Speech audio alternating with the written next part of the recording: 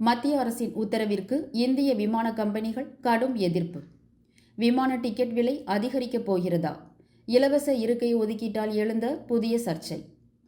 மத்திய விமான போக்குவரத்து அமைச்சகம் அண்மையில் பிறப்பித்த 60% விமான இருக்கைகளை எவ்வித கூடுதல் கட்டணமும் இன்றி பயணிகளுக்கு வழங்க வேண்டும் என்ற அதிரடி உத்தரவிற்கு இந்தியாவின் முன்னணி விமான நிறுவனங்களான இண்டிகோ, ஏர் இந்தியா மற்றும் ஸ்பைஸ் ஜெட் ஆகியவை ஒன்றிணைந்து கடும் எதிர்ப்பை பதிவு செய்துள்ளன.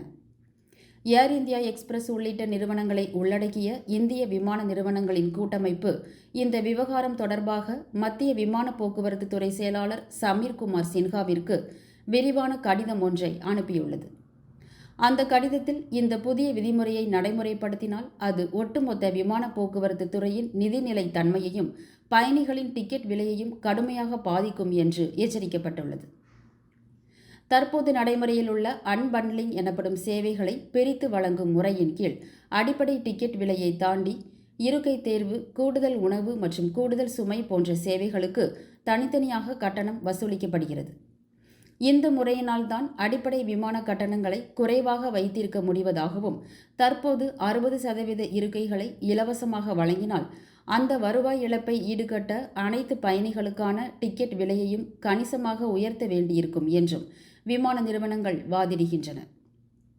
இதன் மூலம் இருக்கை தேர்வு செய்ய விரும்பாத பட்ஜெட் பயணிகளும் கூட தேவையற்ற கூடுதல் கட்டணத்தை செலுத்த நேரிடும் என்ற அபாயத்தையும் அவர்கள் சுட்டிக்காட்டியுள்ளனர்.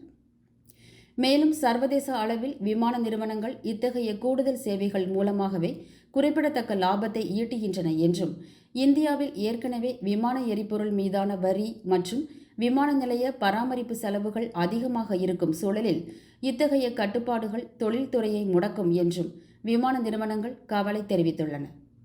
இந்த முடிவை எடுப்பதற்கு முன்பாக விமான நிறுவனங்களின் பிரதிநிதிகளுடன் முறையான கலந்துரையாடல் நடத்தப்படவில்லை என்பதையும் அவர்கள் ஒரு குறையாக முன்வைத்துள்ளனர்.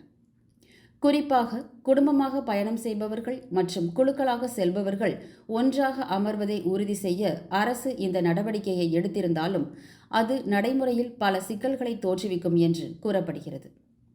விமான பயணிகளின் உரிமைகளை பாதுகாப்பதாக கூறி அரசு இந்த அதிரடி மாற்றத்தை கொண்டு வந்தாலும் வணிக சுதந்திரத்தில் அரசு அளவுக்கு அதிகமாக தலையிடுவது முதலீட்டாளர்களின் நம்பிக்கையை சிதைக்கும் என்றும் கூட்டமைப்பு தெரிவித்துள்ளது. ஏற்கனவே கோஃபஸ்ட் போன்ற நிறுவனங்கள் நிதி நெருக்கடியில் சிக்கியுள்ள நிலையில் இத்தகைய புதிய சுமைகள் சந்தையில் ஆரோக்கியமற்ற போட்டியை உருவாக்கும் என்று அஞ்சப்படுகிறது. இந்த விவகாரத்தில் அரசு தனது நிலையில் இருந்து பின்வாங்குமா அல்லது பயணிகளின் நலனை கருத்தில் கொண்டு இந்த உத்தரவை உறுதிப்படுத்துமா என்பது குறித்த இறுதி முடிவு அடுத்த கட்ட உயர்மட்ட பேச்சுவார்த்தைகளுக்கு பிறகே தெரியவரும். இத்துடன் செய்திகள் நிறைவடைகின்றன. செய்திகளை உடனுக்குடன் தெரிந்து கொள்ள சவுதி தமிழ் நியூஸ் சேனலை சப்ஸ்கிரைப் செய்யுங்கள்.